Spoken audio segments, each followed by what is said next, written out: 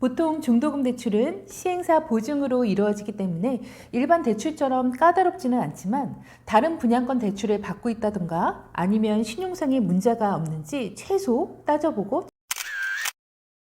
안녕하세요. 집불중 여자입니다. 오늘은 부동산 계약의 필수 과정인 분양권 전매에 대해 알려드리려고 하는데요.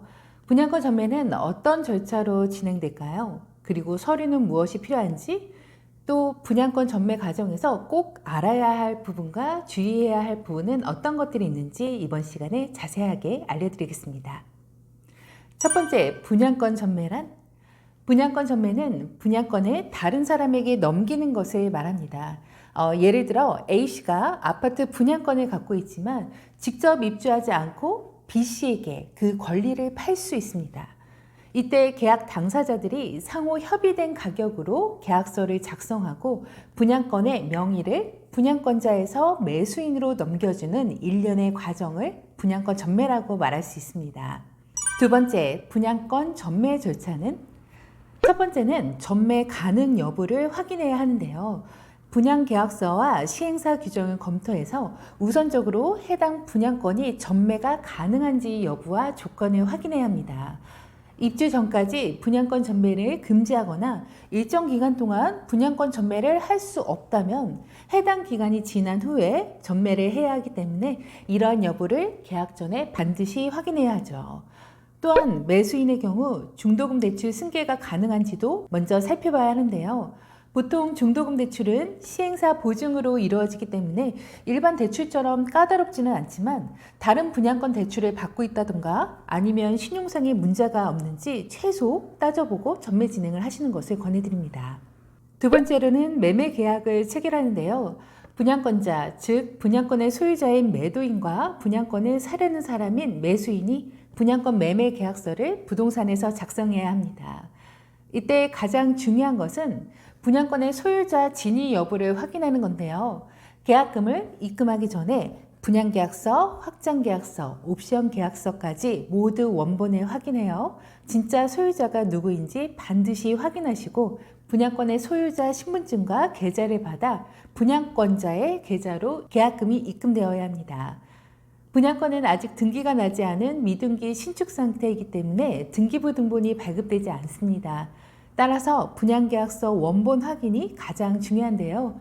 소유자가 아닌 대리인과 계약을 하더라도 대리인의 신분증과 위임장, 그리고 소유자의 인감증명서를 반드시 확인하시고 계약금 입금은 반드시 분양계약서에 명시된 분양권자의 계좌로 입금해야 합니다. 그리고 이중계약을 방지하기 위해 명의 변경 때까지 분양계약서 원본은 매수인이 가지고 있거나 아니면 부동산이 직접 보관하시는 것이 좋습니다. 세 번째, 중도금 대출 승계 및 납부 과정인데요. 매도자와 매수자가 분양권 매매 계약서를 작성했다면 다음으로 중도금 대출 승계 또는 납부를 해야 합니다. 분양권은 보통 계약금을 분양계약 당시 납부하고 일정 부분을 중도금 대출을 받고 나머지 잔금을 입주 지정 기간 안에 납부하게 됩니다. 보통은 계약금 10%, 중도금 60%, 잔금 30%로 나눠지는 경우가 많은데요. 계약금 10%는 분양권자가 시행사 계좌로 분양계약 당시 납부하고 중도금은 시행사와 협약관계가 있는 은행을 통해 대출을 받게 됩니다. 중도금은 시행사 정책에 따라 무이자가 될 수도 있고 후불, 즉 나중에 중도금 대출을 상환할 때 한꺼번에 낼 수도 있습니다. 따라서 매매계약서 작성 이후 이 중도금 대출을 매수인이 분양권자로부터 승계를 받게 되는데요. 이를 위해 중도금 대출을 실행했던 해당 은행의 승계 일정을 말씀드리고 중도금 대출 승계 확인과 필요 서류를 안내받으셔야 합니다. 보통은 명의 변경 당일 중도금 대출 승계를 먼저 하고 명의 변경을 진행하기 때문에 분양아파트 공식 사이트나 유선 전화를 통해 명의 변경 날짜를 먼저 예약하시는데요. 예약된 명의 변경 당일 먼저 중도금 대출 은행에 들려서 중도금 대출을 승계하고 매수인 앞으로 승계가 완료되었다는 서류를 받아 명의 변경 사무실로 가셔서 명의 변경을 완료하시면 됩니다. 다음으로는 명의 변경 과정인데요.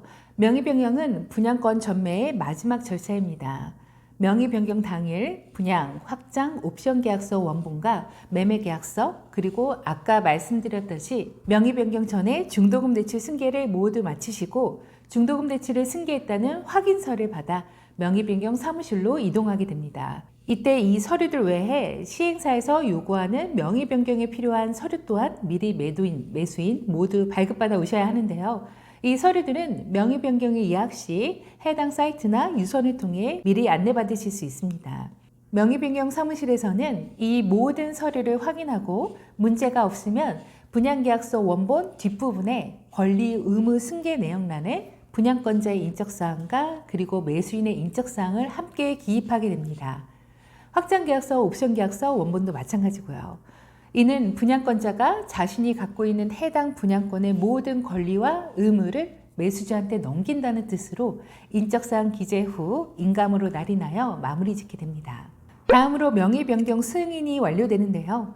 서류를 모두 제출하고 분양계약서 원본에 매도인, 매수인의 인적사항 기입과 날인까지 마무리하셨다면 분양사무소에서는 승계에 문제가 없는지 최종적으로 확인 후 승인 완료를 하게 됩니다.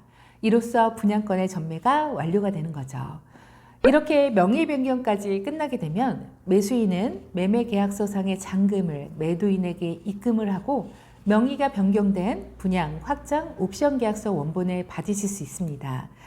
분양사무소에 따라 명의 변경된 분양계약서를 당일 바로 받으실 수도 있고 일정 기간 소요가 될 수도 있으니까요. 명의 변경 시 발급 일정도 확인해 보시는 것이 좋습니다.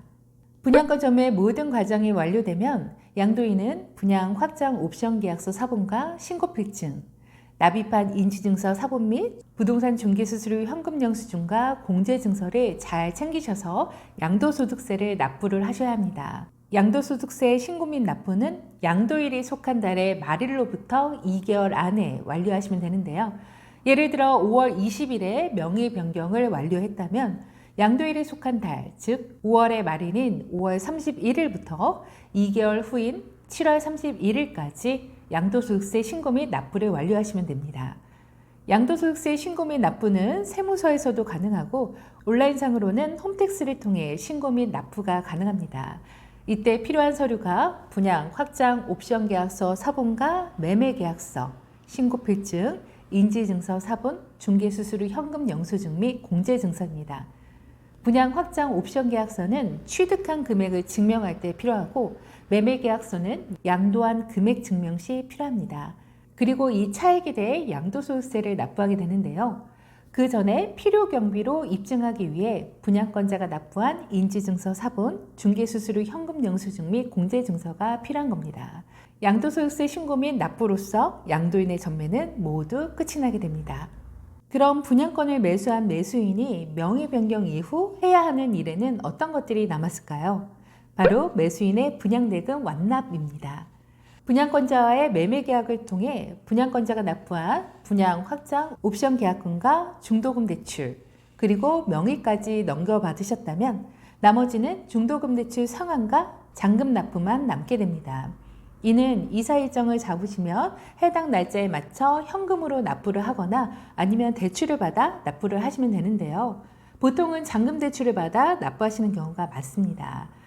집단대출은행 또는 일반은행을 통해 상담을 받으시고 잔금 대출을 실행하게 되면 실행일 당일 이 대출금을 통해 중도금 대출을 상환하고 나머지 분양, 확장, 옵션 계약서 잔금을 치르게 되는데요. 보통은 대출금에 따라 다르겠지만 대출 금액으로 모두 충당이 안 되는 경우가 많기 때문에 부족한 금액을 미리 파악하시고 충분히 확보를 해 놓으셔야 합니다. 중도금 대출 상환과 분양잔금을 다 치른 후에는 입주가 가능하고요. 바로 소유권 이전 등기 신청을 하셔서 취득세를 납부하시면 추후 등기권리증을 받게 되는데요.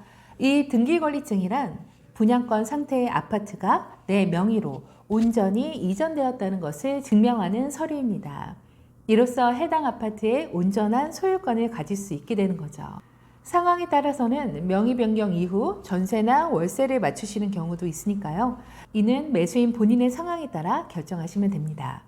세 번째, 분양권 전매 시 필요 서류.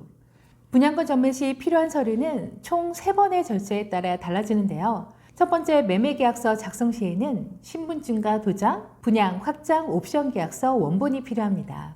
두 번째, 중도금 대출 승계 시에는 신분증과 인감도장, 그리고 분양, 확장, 옵션 계약서 원본과 인감증명서, 등본, 초본 등의 서류와 매수인의 경우 소득증빙 서류가 추가적으로 필요합니다.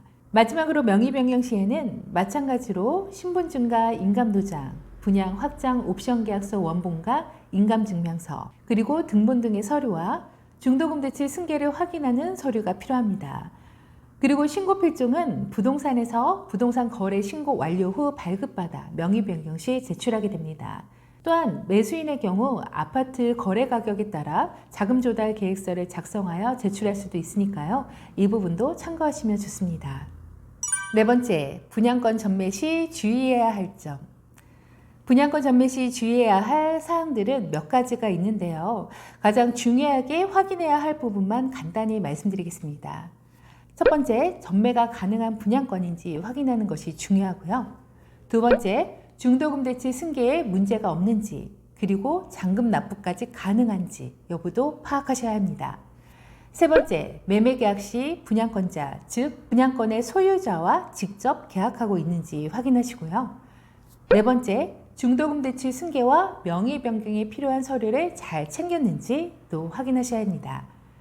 이 부분들을 주의 깊게 살펴보시고 충분한 검토 후 전매를 진행하시는 것을 추천드립니다. 더불어 분양권 전매 시 분양권의 시세를 잘 파악하시고 적절한 가격에 매도와 매수를 진행하셔야 되는데요. 그래야지 안전하고도 후회 없는 분양권 전매를 할 수 있게 됩니다. 오늘은 분양권 전매 진행 절차와 서류, 그리고 주의해야 할 점 등 분양권 전매에 대한 내용들을 상세하게 살펴봤는데요. 여러분들의 잃지 않는 투자, 성공 투자를 기원하며 오늘 내용도 조금이라도 도움이 되셨다면 구독과 좋아요 부탁드리겠습니다. 지금까지 집 보여주는 여자였습니다.